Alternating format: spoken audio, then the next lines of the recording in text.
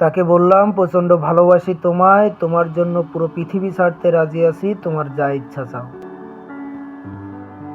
সে বলল, তুমি আমার যোগ্য না, সবার আগে তুমি আমায় ছেড়ে দাও। তারপর আমি অপেক্ষায় রইলাম। দিন কেটেছে ঠিকই, কিন্তু ঘুম আসেনি রাতে। হ্যাঁ জনাব,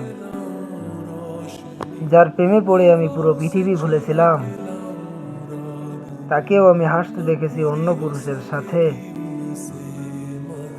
তোমার চেহারাটা বড় মায়াবী ছিল, তোমার মায়াবী চোখের মায়ায় পড়ে আমি ভুলে গেছি পুরো বিশ্ব।